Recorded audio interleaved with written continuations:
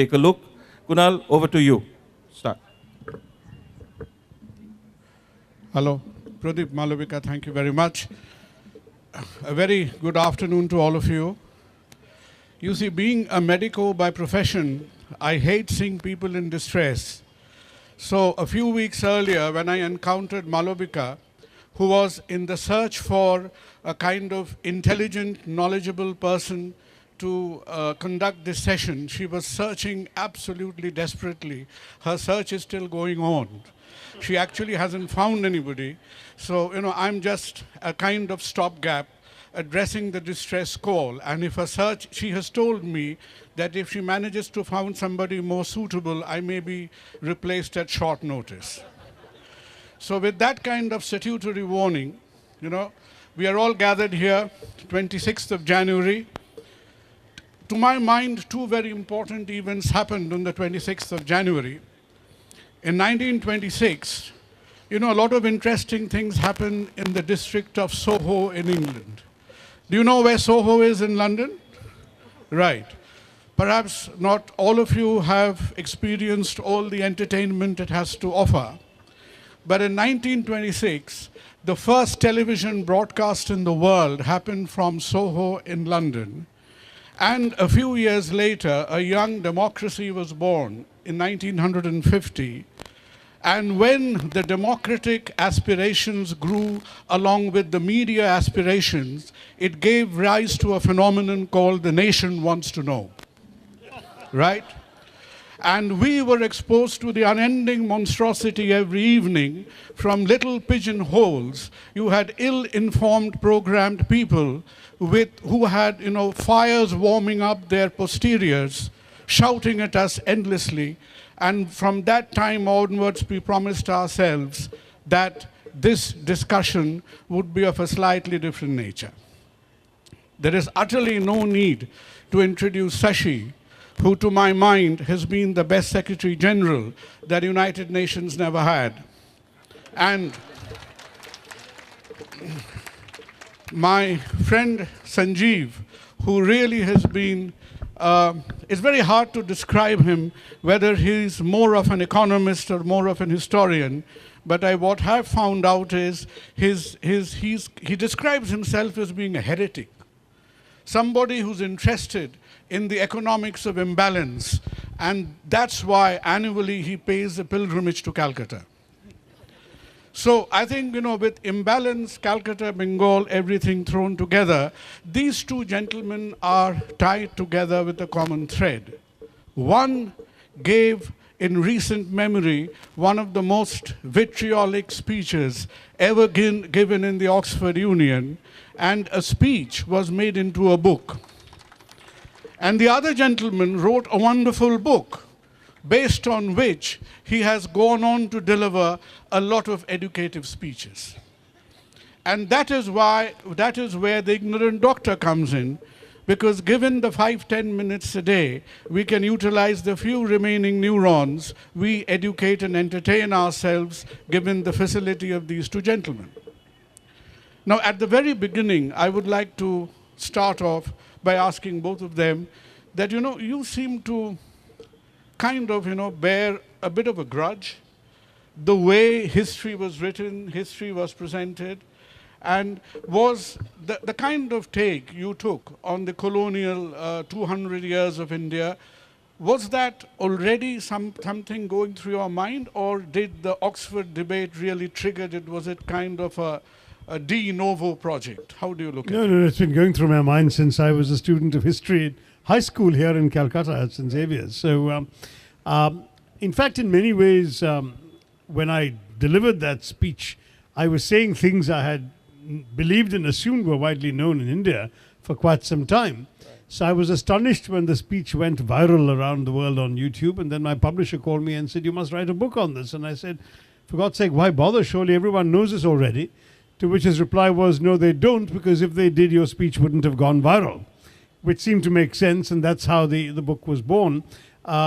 Obviously, the amount of preparation you need to put into a 15-minute speech is somewhat less than needs to go into a substantiated and documented 330-page book. So I did do a bit more work on it, but the core arguments and beliefs I had been shaped, 4 decades or 4.5 decades previously from my school reading onwards. Shashi, if I may, I've really heard your speech a few times over, but I've honestly not heard anybody speaking against you. Did you actually have an opposition that day? Oh yes, no, in fact on the same YouTube site you'll find all the 8 speeches of that debate. Oh, are they?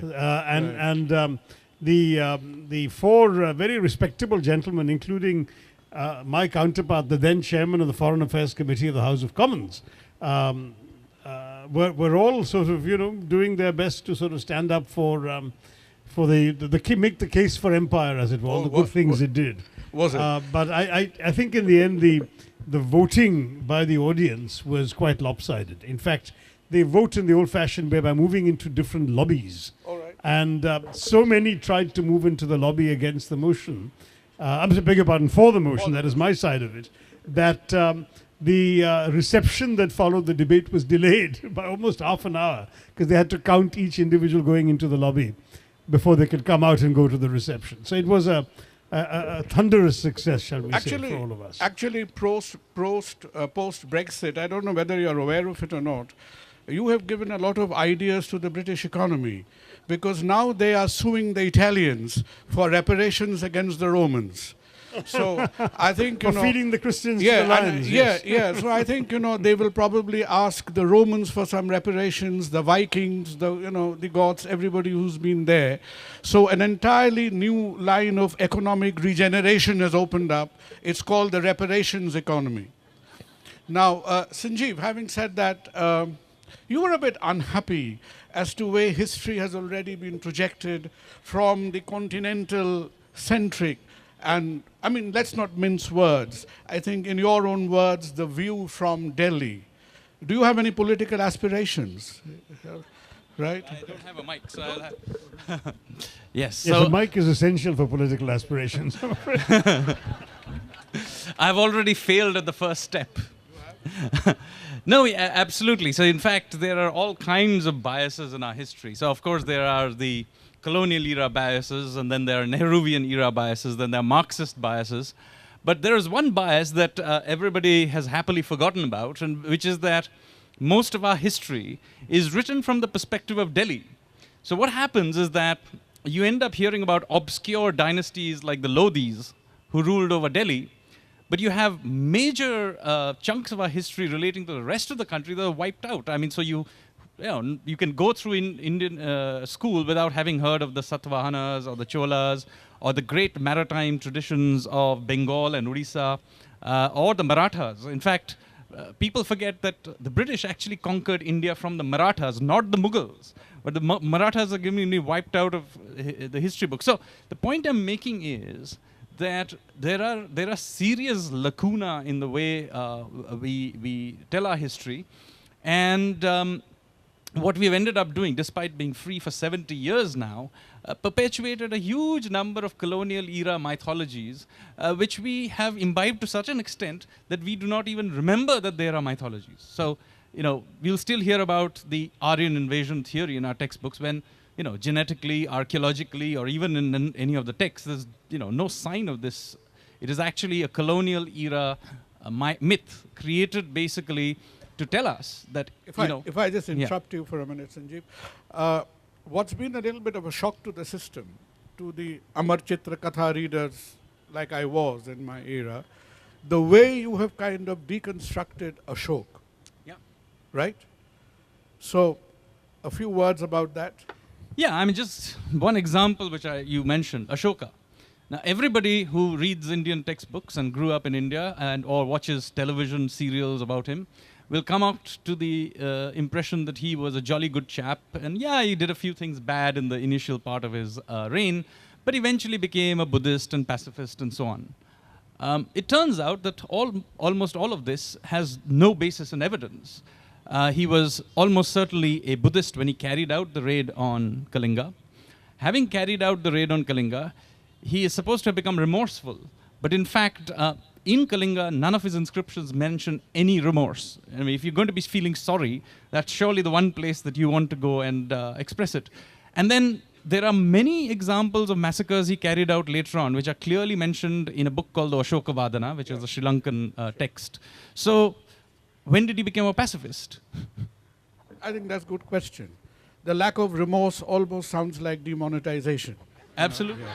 So that's why we have a little bit of historical continuity, and that's what appealed to me. How can you do draconian things and have no remorse for it whatsoever? So that actually is a historical disease.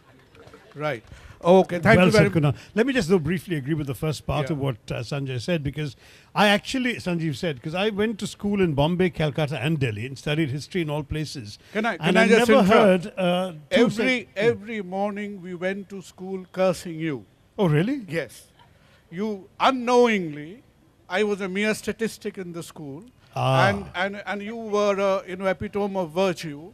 And every morning we used to have a bit of an essay, swaggled in front of us. This is how you should write. This is how you should speak. And the moment after senior Cambridge was over, we just said, no more of Shashi Tharoor. What a relief it was in St. Xavier's. You carry Little on. did you realize I'd come back as a I didn't. nemesis, as an author of books that you then have to read and discuss. But anyway, no, just to say that I hardly, Sanjeev is so right, I hardly, for example, heard about the Pallavas, the Pandyas, the Cholas, who were actually major figures. I mean, the Chola Empire, for example, engaged with Southeast Asia, both in terms of commerce, trade, conquest. There were naval battles fought by the Chola navies. And we never hear about them, whereas indeed we know about the Lodhis and various other minor kingdoms in the north, because the textbooks are written from a very northern perspective. So I would urge you all to actually demand more information about the great kingdoms of the south. Vijayanagar is barely mentioned. Vijayanagar at its peak was as attractive, significant, and certainly prosperous as the Mughal Empire at its peak. Fair enough, again, since we are on this kind of, deliberation, you have talked about a few areas. Odisha, that we don't read a lot about, Kerala, a bit about Gujarat, and from those areas have come out some characters of which, honestly, we knew nothing about. Kharavela was one of them, Martandya Varma. Could you just highlight a couple of lines about these people who, till such far, was almost famous in their obscurity? I'll take the example of Martanda Varma, who's from Shashi's... My constituency. You're part of your constituency, absolutely. So, Martanda Varma... Just 1 second. Were you aware of him? Yes. He was aware of it. But I'm from the... Yeah, other than if you happen to be from his constituency, you probably have heard of him. But Martanda Varma is not only a major character in Indian history, he's a major character in world history. Yeah. So he was the king of a very small kingdom in Venad, later became Travancore. And he took on the Dutch East India Company, which in the early 18th century was the world's most powerful maritime force. It was much more powerful than the English East India Company. They'd taken over what is now Indonesia, they'd taken over Sri Lanka, they'd taken over southern Africa. And then they came up against this small kingdom led by Martanda Varma. And Martanda Varma defeated them in a place called Kolachal, just north of Kanyakumari, and completely destroyed them. As a result of which, I'm giving you this talk in English and not in Dutch. So, and after Martanda Varma, in fact, no Asian power would defeat a European power till 1905, when the Japanese defeated the Russians. So it was a major event. It caused the decline of the Dutch, who were then replaced by the French and the British and so on. So this was a major turning point. And no textbook in India ever mentions him. And Kolachal, by the way, is in appalling condition. Now, I have been writing till I'm blue in the face to successive naval chiefs, Minister of Defense. The land on which it stands belongs to the Navy, but they're not doing what they should do with it because of some complication with the Tamil Nadu state government, since the Kanyakumari district has left Travancore and now gone to Tamil Nadu. And essentially, people are using this wonderful memorial to the greatest naval victory in Indian history as a urinal. They're basically using it to sort of vent themselves after a drink too many on the coastlines. It's a really sad story. It shows how little we appreciate our own history. And Sanjeev is very right to resurrect the story today. let's swing the time a few hundred years. You must have faced this counter argument about the various institutions left behind by the colonial era. We happen to be sitting in one of them, right? Actually, Which this was is- created in reaction to the institutions of the colony. Well, This was the club it's- for the Indians Yeah. who were not allowed into the Bengal Club. Yeah, absolutely. You're absolutely right. It is absolutely, it has very important intellectual pursuits, very interesting traditions, one of which, the dress code, has recently been violated by a mystic appearing in loincloth speaking in a debate. And there has been a suggestion that the dress code be changed to a loincloth and necktie. So we are waiting for the fresh circular to come out. I haven't seen one so far. So on that note, Shashi, what was, you've made a very passionate, if I may say so, almost like a torpedo, you've hit at the railways, the education, the justice system. But do you think it was fair? I was just going to point out that your president is wearing his loincloth around his neck, but maybe that was going one step too far. Sorry, your question was... You've taken almost a single-minded hit Yes, at the remnants of the British institutions. Not remnants, they're still very much with us. And your question is? And the question is, do you think your unilateral pursuit of criticizing those institutions, was it fair, or was there both a debit and a credit side to that? No, practically none. In fact, at the risk of encroaching on Sanjeev's fair share of the time, my book, An Era of Darkness, which actually was presented in more detail last night at Victoria Memorial, I don't know if any of you were there, makes a case in some detail against the British Raj, and then takes up, in turn, the various claims made for the British Raj by apologists for it, and dismantles them one by one. So it's a fairly extensive argument, and I can't do justice to it in answering Kunal's question except very briefly. But I would urge you all to look at it. Now, as far as the core argument is, the British came to one of the richest countries in the world. In fact, India was probably the second richest country in the world at that point. It had 27% of global GDP in 1700. By 1820, it was down to 23% of global GDP, but only China was ahead at that point with 27. So the British came to one of the richest countries in the world, conquered it, essentially and deliberately destroyed it, reducing it to one of the poorest countries in the world 200 years later. That's the core thesis. It's deeply substantiated. The destruction of Indian industries. We were the world's leading textile industry. We had the world's leading. We were the world's leading textile exporters as well. The world's leading shipbuilding industry. The world's leading steel industry, which is something I didn't know about until I started doing the research for the book. All of which were systematically destroyed by the British in the furtherance of their own aims.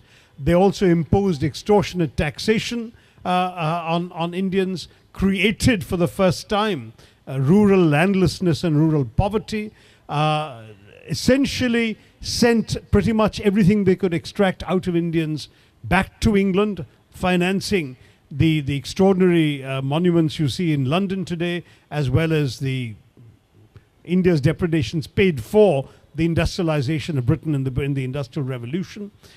They were directly responsible for the deaths of some 35 million Indians in famines as a conscious result of British policy.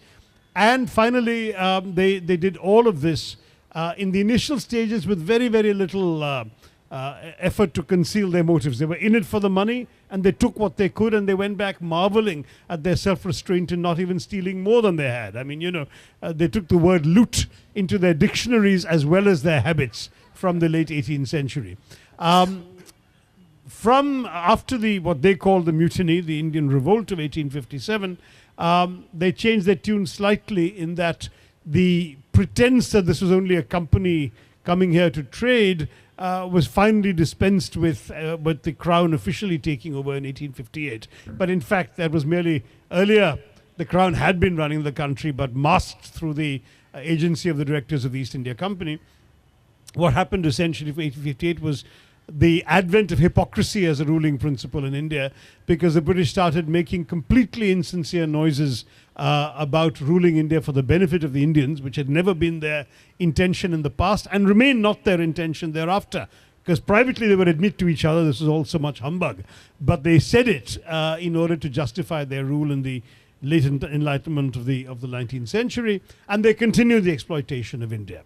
And again, all this is amply documented, so you've got 30-odd pages of endnotes for those of you who are skeptical about my thesis. I then take up each of the various things, the institutions that Kunal refers to. For example, it is said that we benefit from the railways, omitting a few crucial facts. Number one, that the railways were built as a gigantic British colonial scam. They were actually introduced purely to serve the British purposes of exploiting the Indian hinterland, moving labor in to drag out more resources from India to the ports to be shipped to England. It was very, very much in the colonial interest to do it this way. They also built the railways entirely at Indian expense, but to the profit of the British. From about 1850 to 1875, the single most profitable investment you could make in the London Stock Exchange was to invest in the Indian railways, because they had guaranteed rates of return, irrespective of the amount of losses the Indian railways were actually suffering. And as a result, there was absolutely no concern about expenditure. And each mile of Indian railway built in that period in India cost 9 times the equivalent mile of railway being built in the US, UK, Australia, or Canada. So it was complete exploitation. Once they built it, they ran it completely in a racist manner, except for the most menial positions. Every job, including that of ticket collector and station master, had to be occupied by a European, a practice that continued right up to the First World War, when so many European males met their untimely ends in the trenches of the First World War that they finally had to reach out to non-Europeans. And even there they said, let's look for the most Europeans we can find in India, and that's how the Anglo-Indians became so identified with the railway enterprise. And on top of that, when wagons were added, because Indians obviously wanted to travel on them and laborers had to be moved, these appalling third-class carriages with their wooden slats passing for benches, the Indian passengers paid the highest passenger rates of any railway in the world, while the British companies paid the lowest freight rates of any company, of any railway in the world. It was only after 1947 and Indians coming to freedom that finally whatever little was added to railway lines and so on was to facilitate the Indian demand for movement of passengers, where passenger rates were dropped, where freight rates were increased. Some would argue uneconomically increased to a point where now many prefer to ship our goods on trucks across the congested roads rather than by train. But still, the point is that the orientation of the railways to serve any Indian interests only happened after 1947. Thanks. So that's one example, and we can go through each of them: know. political unity, rule of law, the English language, tea, and even cricket, if you want. I mean, and in every case, you'll see it was brought in by the British to further British interests and British control. That's very poignant, Shashi. And just one more information about railways is that the construction of Indian railways is singularly responsible for the spread of malaria in India. Right. So that could be an addendum in the next edition. I'll give you the references, because as they were digging up the lines and leaving a lot of stagnant water throughout the countryside, because malaria is actually a Spanish disease. Okay. That is where the name comes from, mal-air. So malaria is a European disease imported in India. And much of malaria spread in India when the Indian railways were built, because you were leaving large pools of stagnant water. Which the mosquitoes bred. Yeah, because at that point they did not know the connection between mosquitoes and malaria. You're quite right about malaria being assumed to do with bad air, because the term actually came back to the Napoleonic conquest of Egypt. It did, yes. And one of the benefits of the Italians, by the way, of malaria was mozzarella. Absolutely. Because they did not realize that in areas where there were buffaloes, there was less malaria, because the buffaloes were actually eating the mosquitoes, you see. Exactly. So not realizing why, because they did not know the mosquitoes were causing malaria, but they associated buffaloes with good air and less malaria, so they nurtured more buffaloes. And with all these buffaloes, they had all the surplus milk from which they started making mozzarella. That's how malaria gave us pizzas. Absolutely, yeah. And there's a fair amount of post-Renaissance literature about malaria, and all those diseases were later on thought to be tropical diseases. So they were not tropical diseases at all; they were all continental diseases. Now, Anyway, on a nice on a nice holiday afternoon, we don't want to be, you can't keep doctors away from diseases, you see. So that's how I make a living, unfortunately. So, Sanjeev, could you give us, in a nutshell, your view, because you have correctly projected the kind of maritime aspiration, powers of the Indian subcontinent, the highs and the lows. And you did point out to a period of decline when suddenly we were not there. So if you can give a summary of that perspective to our audience, that how we were in the Indian Ocean perspective, a kind of busy, trading, maritime kind of people, and did you see the continuity dropping off at some stage? Yes, it's quite fascinating because, we don't associate India as being a great maritime nation. But in fact, for most of its history, it was one of the great maritime nations in the world. There are, of course, the world's largest Hindu temple is not in India. It's in Cambodia. You have Korean history starts with the marriage of a local prince to a princess from Ayodhya. That is how Korean history starts, and that's how the history books even today mention it. Similarly, India had enormous amounts of trade with, in Harappan times, from the ports in Gujarat, trading with the Sumerians. The very first mention of an Indian outside of the subcontinent happens in Sumerian texts. This is at least 2500 BC or thereabouts. And it mentions a Meluhan, an Indian, in a court case where he is fined 10 silver coins for having broken the tooth of a local in a bar brawl. So that is one of the reasons, perhaps, given that that person was possibly most likely from Gujarat, perhaps one of the reasons we ended up with prohibition in Gujarat. Yes, yeah. Now, this history then continues for a long time, and you have in the west coast of India trading with the Roman Empire, and there is a huge amount of trade going back and forth, so much so that you have Pliny and others complaining bitterly in the Senate in Rome. We had a current account deficit. With a current account deficit, and we were sucking in gold, and so much of gold, in fact, that the Roman Empire had a problem, that they didn't have enough gold to mint their coins. Sure. So ultimately, after attempting initially to ban trade and so on, which didn't work because the Indians were good at smuggling, what they did is began to reduce the amount of gold in their coins, which is, debasing their currency. Now, what is interesting is what the Indians did in response. They continued to accept those coins, and they were very happy about the diminishing amount of gold in those coins because they could now more easily counterfeit them. So there are not only across the Indian Ocean lots of Indian Roman coins, but you also have the Indian counterfeits being found in archaeological sites across the Indian Ocean. Can I just ask you something? We know what India was exporting all this while. Yes. Yeah? But what was India actually importing? So we were exporting, as you know, spices, cloth, metals, and so on, iron particularly. But what were we? Yes, Silks. Silks, and many other textiles and many other things. Fine textiles, yeah, fine cotton. But to your question, what were we importing? So it turns out, once we have both from reading the texts and from amphora and other things that we have dug up at archaeological sites, the most popular imports were Italian wines, Greek olive oil, and good-looking women for the Raja's harems, which is very clearly and prominently mentioned in some of our in some of the texts. Is that a fact? Yes, it is a fact. And some of these things we were importing. Now, I don't know about the women bit, but certainly some of these were then taken onto the other coast and then exported out to Southeast Asia. So you have Roman products making their way ultimately even as far as the Chinese ports on the eastern ports of China, and they were not being taken there by the Romans, but by Indian merchants who were making their way all the way there. So they are actually remains of in Hindu temples built in the Tamil style all along the coast of China. In fact, there's excavations going on right now near Cochin, the Pattanam excavations, where they found artifacts going back to the 1st century BC from China. So it's very clear that the Indian sailors were going all the way to China. And Sanjeev is right, they must have been selling some Indian goods, some goods that have come from their trade further west, from Sumeria, from Rome, etc. and then selling them to the Chinese and buying these things. So Chinese porcelain and so on. Actually, going back to 1st century BC is found in Kerala. Actually, it's very interesting. You know, we again go back to Shashi's part of the world. I think we need to discuss Museri, is it?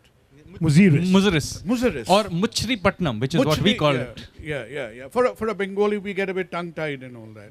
So tell us a bit about the potential of a port like Musiripatnam. What was happening over there? So Muchiripatnam was the main port along the west coast. The main port on the east coast, by the way, is very near to here. Is that a part of Kerala now? Yes, very much. Just north of Cochin. Yeah. By the way, the largest port on the there are two large ports on the east coast. One of them is very near here, called Tamluk. Yeah. And these ports were serious places. I mean, the Roman manuals for trading mention Muziris very, very prominently as one of the great emporiums of the world and so on.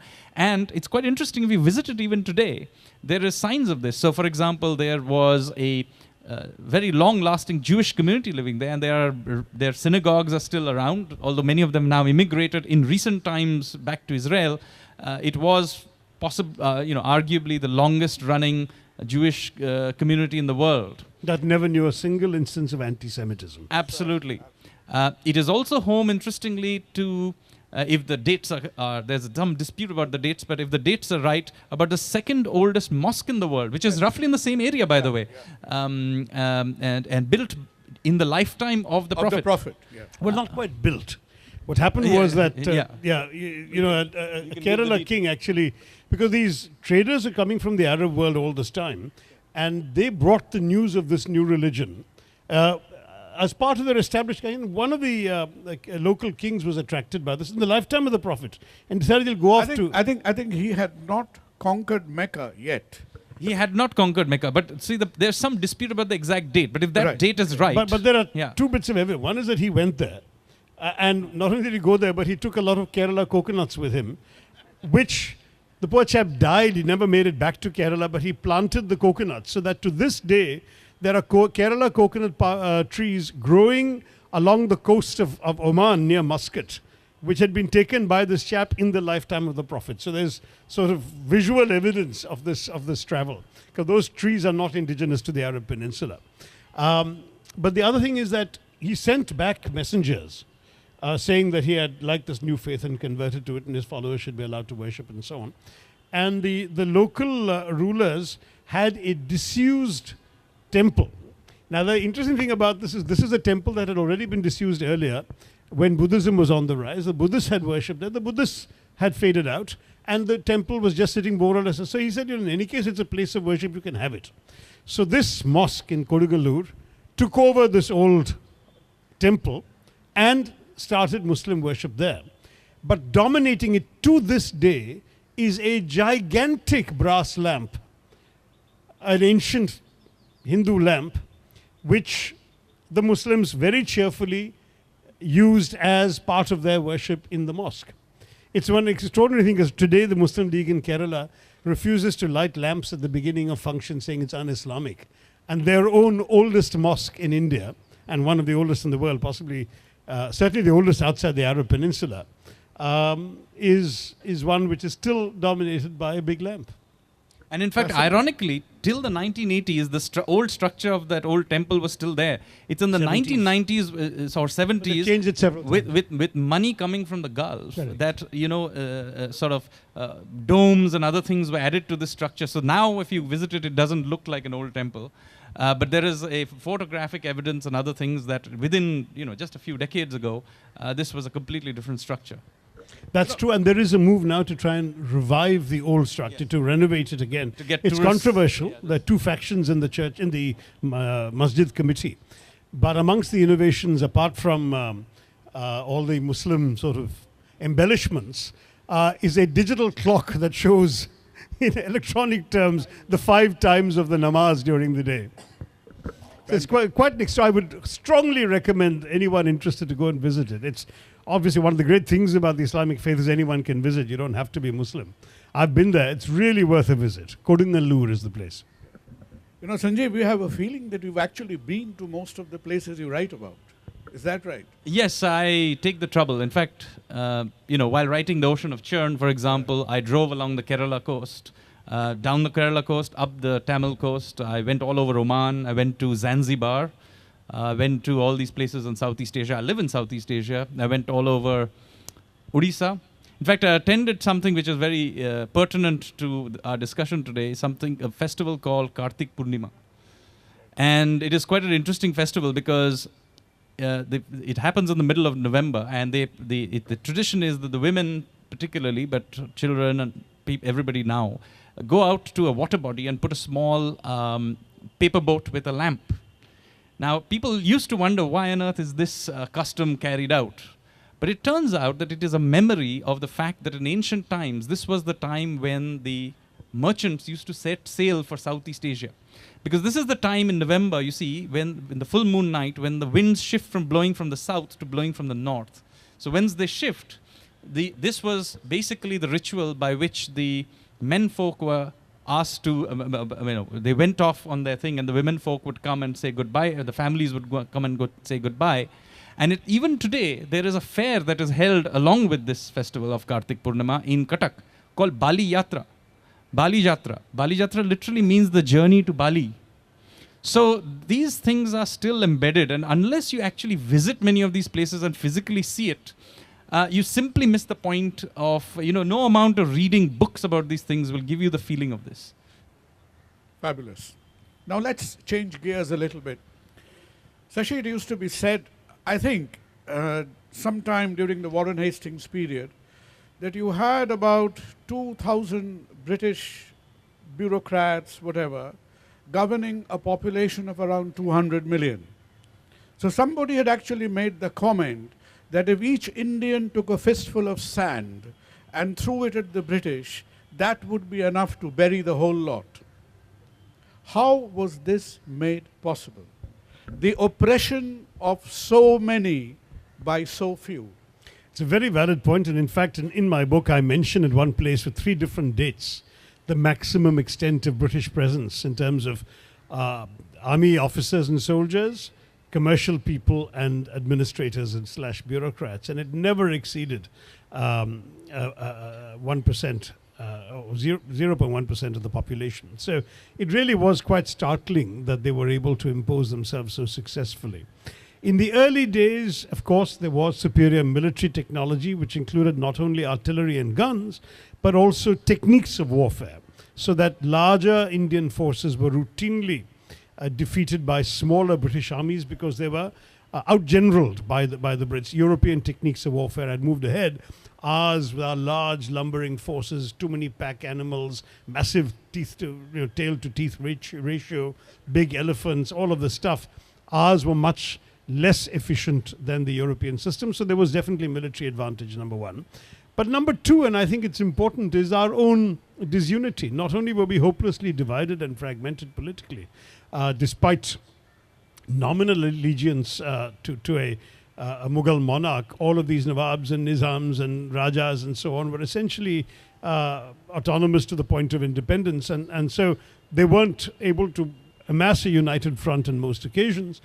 On top of that, there was a tremendous Indian capacity for promoting self-interest above the collective interest, in other words, betrayal.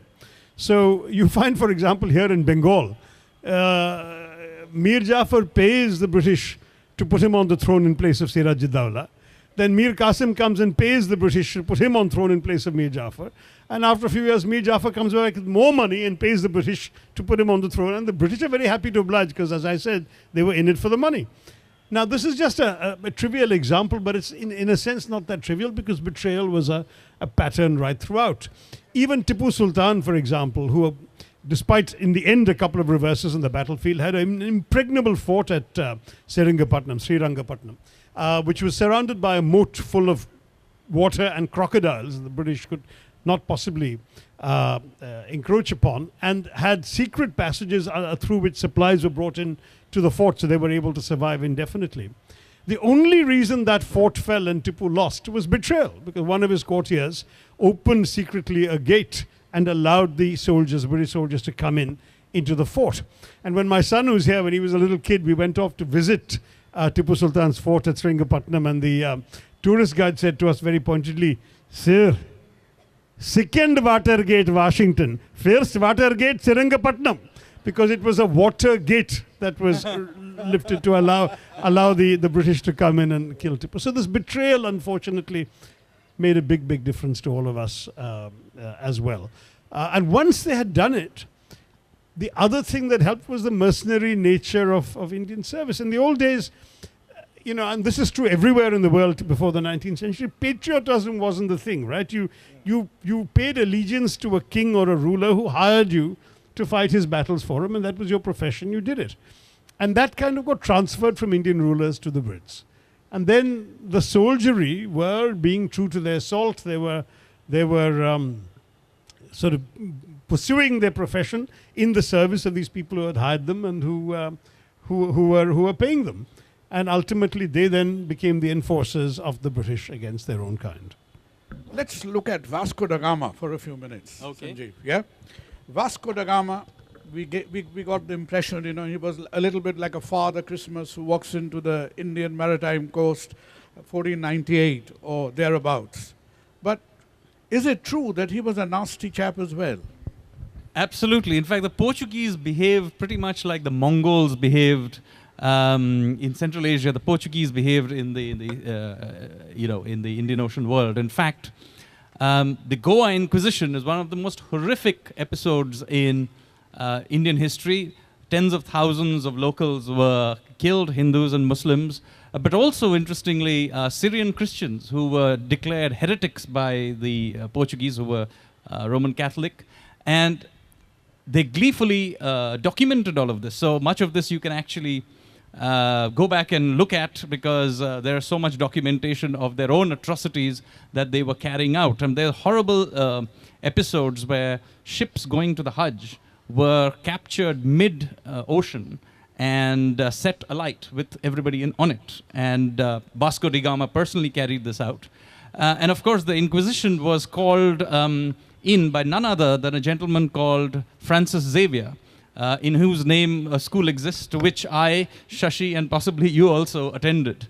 So he was anything but a saint. But, you know, the point is, this was an absolutely horrible period in Indian history.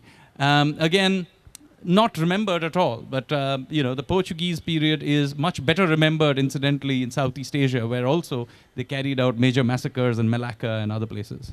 But I should say that when Vasco da Gama first showed up in Kerala,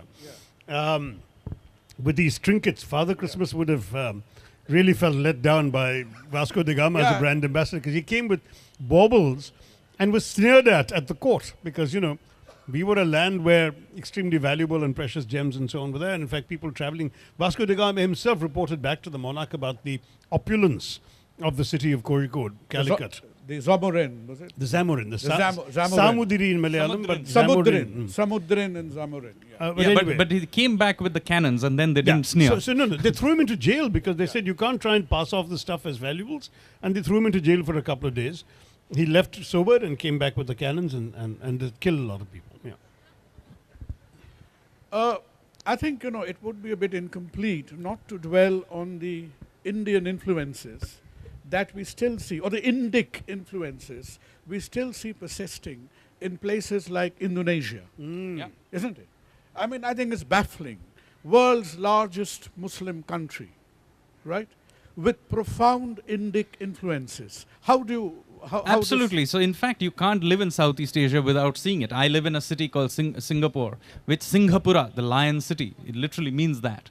Indonesia, it's scattered with, and of course, Bali is still a Hindu island, but even in the parts that are now Muslim or Christian, there is strong influence of India. In fact, if you go back and look at Indian texts from ancient times, it's quite fascinating. The Indian term for barbarian, or those who are outside the civilizational ambit, is mlecha, the word mlecha. And Indians, interestingly, never use the word mlecha for people of Southeast Asia, suggesting that ancient Indians used to consider them as part of their civilizational ambit. And by the way, this is not something that happened in ancient times. So when Indonesia becomes free of Dutch rule in 1949, what do? they name themselves Indonesia, which is clearly a reference to India. Their currency is the rupiah, which is actually the correct pronunciation more than ours. Airlines is Garuda. Their airlines is Garuda. Garuda. National symbol is Garuda. Their best-selling brand of clove cigarettes is called the Ramayana. Yes. I didn't know that. Yeah. They still do a Bhumi Puja before they build a house. Yes. It's quite extraordinary. And of course, they are the only Muslim population of any significance that did not succumb to Arab colonialism in terms of their naming practices. They still keep their Sanskritic Hindu-derived names while being good Muslims. So I think- Subroto, Suharto. No, you had the Prime Meghavati Minister. Sukarnoputri. Sukarnoputri. In fact, somebody. Meghabati Sukarnoputri is a Muslim. Yeah. So in fact, somebody asked an Indian. In fact, asked an Indonesian senior Indonesian official about why is it that they continue to do this despite having converted to Islam. And he said, "We have changed the way we pray, but we have not changed our ancestors." Good thinking. Good thinking. Good thinking. I think that is really brought about the way you write about Indonesia and Southeast Asia. Actually, we are nearing the end of time, and we cannot risk any catastrophic hypoglycemia approaching 1:30. So you will have a little bit of time to interact. And if I may kind of pose a common closing question, is we've known of our history, we've known about the wrongs, the exploitation of the colonial era. How do we absolve ourselves of the way we have written, documented, and presented our history in the post-colonial period? Have we done ourselves justice? Shashi. No, I don't think we have. And I've been making a bit of a fuss of this in some of my statements, because obviously, though the British had no intention of educating the Indian masses, the small sliver of Indians they were willing to educate were educated to serve the British colonial project. And so, as Macaulay's famous minute put it, the idea was to create this small class of interpreters between the governors and the governed, who would be, quote, Indians in blood and color, but English in taste and morals and opinions and in intellect, quote unquote. And that class was there to serve the British interests and not to challenge British rule. There's a wonderful academic study at Columbia University, which has established that the subject of English literature was invented to overawe the Indians. There was nowhere in the world, including England, was English literature studied until the colonial project required them to create a subject to hold Indians in thrall to the majesties of British literature. With the result that we study Shakespeare today, which I think is wonderful, but we don't study Kalidas. I was interested to hear Chitra mentioning Kalidas at the end of her earlier session. You know, perhaps only 5% of Kalidas's work has even survived. Unfortunately, we've been terrible at preserving ancient manuscripts and so on. But what has survived is of such magnificence that it is actually a crime that our children, that every Indian doesn't grow up with some familiarity with his work, even in translation. Similarly, while the Europeans studied the Odyssey and the Iliad in their schoolrooms, we never studied the Ramayana and the Mahabharata.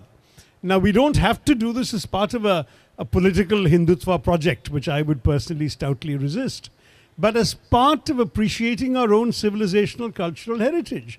Not, I think, as religious texts, but as texts steeped in the ancient past and to be read and studied in the context of their creation and the significance of what their lessons. So all of this we have missed out. And in many ways it's striking. Gandhiji, who initially said some odd things about how literacy wasn't terribly important and so on, actually turned around in the 1930s and came up with a scheme called the Wardha scheme of education, which he got some educationists to work with him at his ashram in Wardha. And it's somewhat ironic that we never actually took this up when we got independence 10 years later and tried to implement something that would have been far truer perhaps and to the basic needs of the Indians. And so much of our education is still strongly colonial and unfortunately still largely irrelevant to the challenges of Indian civilization, which is in no way to endorse the project of some to go to the other extreme. I mean, unfortunately, there is a movement in our country which, in their desire to instill pride in the past, has also discredited some of the great genuine achievements of ancient India by trying to peddle in the same breath some complete and utter fantasies like aircraft flying in the Vedic years and so on, which, you know, we've accomplished enough in our civilization to be genuinely proud of. The invention of zero, the founding of modern surgery by Sushruta, the extraordinary accomplishments of Aryabhatta, who anticipated Galileo, Copernicus, Kepler, centuries before they had done their astronomical studies. The fact that the Rig Veda mentions gravitation, millennia before the apple fell on Newton's head. There's a lot there that you can actually talk about that is genuine and documented and not contested. But we have unfortunately got these cranks who are going around to places like the Indian Science Congress, making us all look ridiculous. And a prime minister who talks about Ganesha's head on a human body being proof of plastic surgery, which is an utter embarrassment. I'm sure that all of you doctors know that that's actually mathematical. The smallest elephant head couldn't fit on the largest human neck. So the whole thing is absurd to even... We actually did plastic surgery. Sushruta, actually, there is evidence of rhinoplasty in 1st century AD. But you don't mix it up with this kind of nonsense and look idiotic. Yeah, Shashi, thanks. Actually, you know, as a surgeon, we do feel tempted to swap the body and the brain at different occasions. But, perhaps not in that order. But are you aware of any second country in the postmodern era where both the education and the penal system was devised by the same man? Well, I mean, devised is probably pushing it a bit. I mean, Macaulay wrote the Penal Code. In fact, he wrote it in 1837. That's right. And the British were themselves very, very dubious about the entire project and didn't enact it till 24 years later. An entire generation later, it was enacted in 1861. But the education system, it's hotly contested how much, that in many ways people say the thing was happening and Macaulay's bombast merely kind of became a window dressing for something that was already being decided at other levels. So whether he actually was the one who conceived the system is hotly contested. But many of his attitudes certainly have passed, and this whole business about, the entire literatures of India and Arabia are not worth a single shelf of English books and this sort of nonsense. And how all the languages of the East are irrelevant to the modern world and only English is. But of course we won't spend the money to teach the Indians this. We let them know they're useless languages, but they are useless. I mean, those attitudes are very much there. So Sanjeev, your take on whether we've done ourselves justice in the historical narrative as we know it today. This is 70 years after independence, and we are still spending all our time claiming how bad the colonials were, where we have ample amount of time to have corrected all of this. And I agree with Shashi about, there is more than enough stuff in our history that we can be proud of without having to get into flying chariots and so on. Some people have said that Indian history is a record of all the wars we lost. It doesn't mention the wars we won. Absolutely, and I mentioned Martanda Varma. But you see, one of the reasons we have this problem is that after independence, the Congress party that came to power was much more interested in wait, let me finish. Have you seen Shashi this side? Shashi's getting It's much more interested in trying to glorify a certain dynasty and trying to present the role of that one, their role in the independence movement. As a result of which, they wiped out of our history books the role other groups of people carried out to carry. For example, the revolutionaries. Absolutely. So whenever I bring up the issue about the revolutionaries, the impression that those defending the Congress will say that, there was some Bhagat Singh and some Netaji did something, but they were failures. Really? No, wait a minute. Give him a chance. I listened you out. Yes. Yeah. But the fact is... You listened to me when I was agreeing with you. Yeah, I know. Yes. So that's fine. Give him a chance. Yes. But the fact of the matter is that the revolutionaries were a very well-organized group of people over long periods of time with a very clear agenda. What were they trying to do?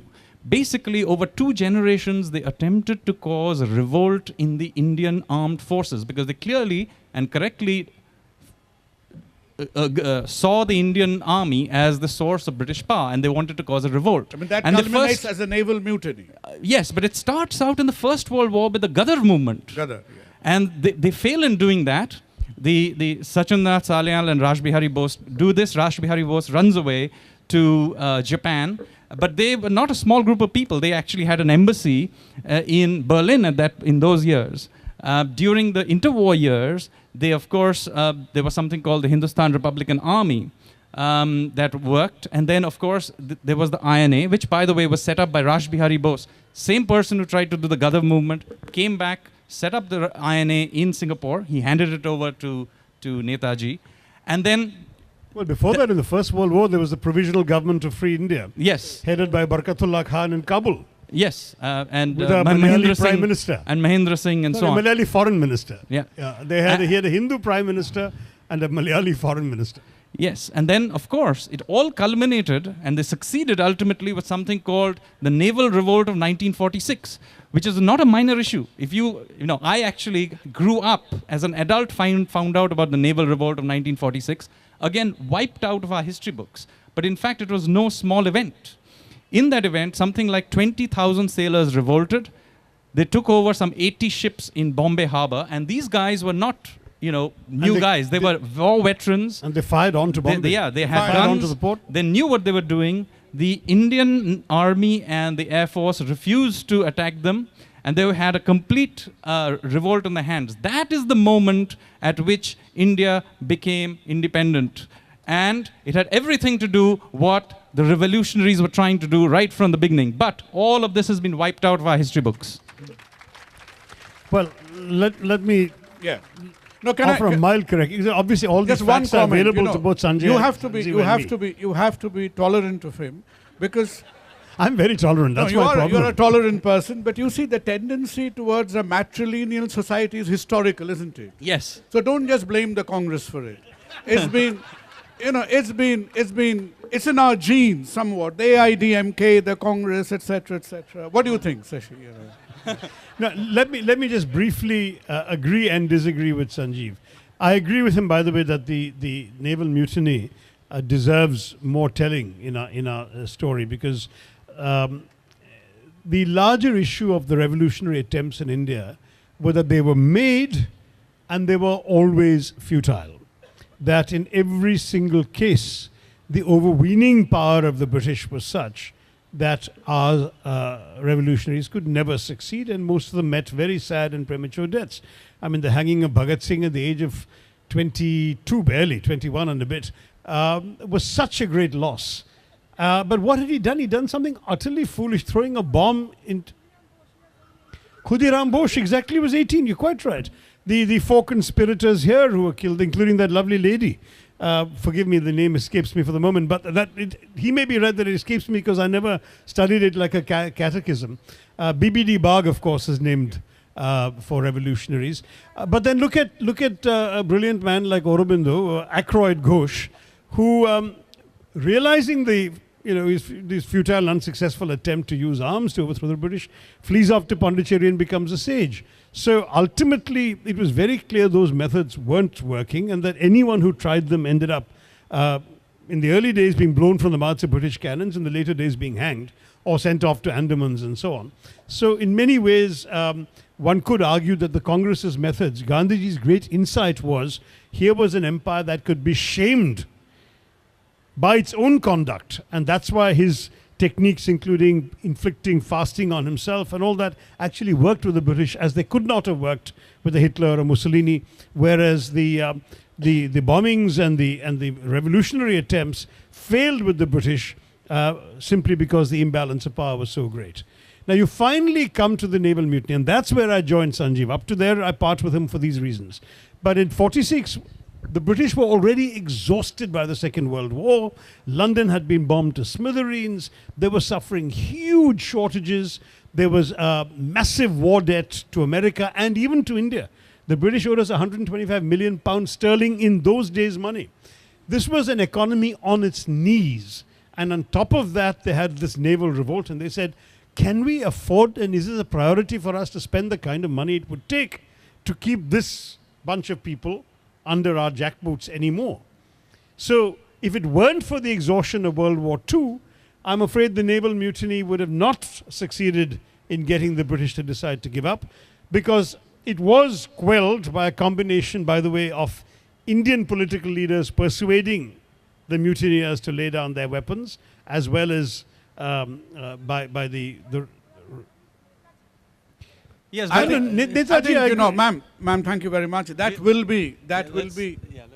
be a topic of discussion in another forum. And I'm sure Malobika has taken good notes on everything that we've discussed today. I think that deserves a lot of discussion. Having said that, we'll have a closing minute from you, Sanjeev. That Okay. do you have your kind of panoramic take home on what we've discussed today? Yeah, I mean, it's about time that we begin to rewrite our history, and I agree that you can't have, random jingoism based on no evidence. Shashi and I may disagree on a few issues, but I think we agree basically that the textbooks need to be rewritten. It's about time to get rid of these old biases and so on. And when we do it, we need to be very clear about what the evidence is. It has to be an evidence-based approach, not an ideological approach, which is what has gone on so far. Secondly, I think one of the interesting things that we need to do is that history is not just political history. There are other kinds of history too. There's the history of science. There's also the history of geography and evolution of urbanization and so on. There are all kinds of other histories that we also need to bring into the story. Thanks, Sanjeev. Shashi, did you get that £1 reparation you've been asking for? No, that was really because the Oxford topic required reparations. Right. I think that we're barking up the wrong tree on that simply because... And what would be your synopsis? Well, I would say atonement, and that would be in two forms. One is very simply an apology. I've talked about in the past and in the book about how Willy Brandt, the Chancellor of Germany, went to Poland in 1970 and sank to his knees Centenary of at the Jallianwala Bagh, Warsaw probably, Ghetto to apologize. And Justin Trudeau, the Canadian Prime Minister, has apologized to India for the Komagata Maru ship being turned away from Vancouver and many of its people meeting a grisly end at the hands of the Brits and so on. So yes, an apology would go a long way, and the Jallianwala Bagh massacre, which was possibly the single worst atrocity, which encapsulated all the brutality and racism and wanton cruelty, as well as self-justifications of the British Raj in one episode, that would be a great time for a member of the royal family or a Prime Minister of Britain to come here and go on their knees in Jallianwala Bagh in apology. I think that would go a very, very long way. I mean, that was not only the killing of men, women, and children. A lot of children were shot to death, but it was also the Daya wouldn't allow people to tend to the dead and the dying or the wounded lying on the ground. People were 24 hours of rotting in the sun. You had Indians forced to crawl on their bellies on a street, and then if they lifted their heads, they were hit on the heads by lathis. Then, after all of this, money was collected by the British to reward Daya for his abusive behavior, for his psychopathic behavior, and the equivalent of £250,000 in today's money was given to him, along with a bejeweled sword. And Rudyard Kipling, that flatulent voice of imperialism, called him the man who saved India. I mean, this was the appalling celebration of cruelty that the British indulged in. So there could be no more fitting occasion than Jallianwala Bagh centenary for an apology. The second thing the British should do is teach colonial history to their children. They have gone in for this convenient historical amnesia where all of this is brushed under the carpet, whereas television and so on shows all these rose-tinted romantic things about Indian summers and the far pavilions, and they don't actually in any way confront this. The week my book came out in India, by utter coincidence, a British-based Pakistani journalist wrote an article in The Guardian about having raised two children and sent them to the best public school in Westminster. As you know, it's a private school, Westminster, where they'd majored in history and never learned a line of colonial history. That's the way the British are. I mean, London is littered with museums. Have you ever seen a museum to the colonial period? Nothing at all. I mean, you got the Imperial War Museum, which celebrates the victories of the British, but there's nothing actually revealing all of this. So yesterday night at the Victoria Memorial, I made a public appeal, with which I wish to end here, urging you. I made a public appeal that the Victoria Memorial should be converted to a museum of colonialism in India. It should be converted to display all the atrocities, all the processes of colonialism, so that our children can actually go to this otherwise beautiful building, this magnificent monument to the excesses of the Raj, and witness and learn for themselves all that was done to India during 200 years of British rule. I think that would be a fitting monument in this city, the old colonial capital. Shashi, thank you very much. I think that is a project well worth thinking about and taking it up.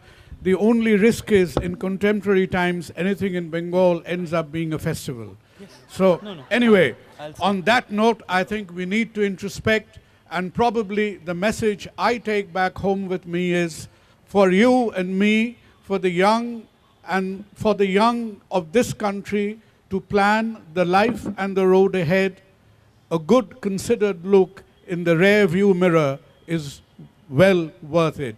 Thank you very much. Thank you, Calcutta Literary Festival. We enjoyed having the session with all of you. Thanks. And thanks to the moderator for your very witty and learned moderation. Appreciate it. Thank you. Thanks, Sanjeev. Just a quick note, Dr. Tharoor and will be very happy to sign books at the book counter. Sanjeev? And Sanjeev will also be there. May I just now request Mr. Basu, Shubroto Basu from the club, to say a few words. Ladies and gentlemen, how do we thank Dr. Tharoor or Mr. Sanyal? They've absolutely enthralled us. So please put your hand together and thank them. And of course, we can't stop thanking our very own Dr. Kunal Sarkar for having wonderfully conducted this show. My thanks also go to the Kolkata Literary Meet for having organized this, and to Tata Steel for having been supportive of this program. Thank you very much.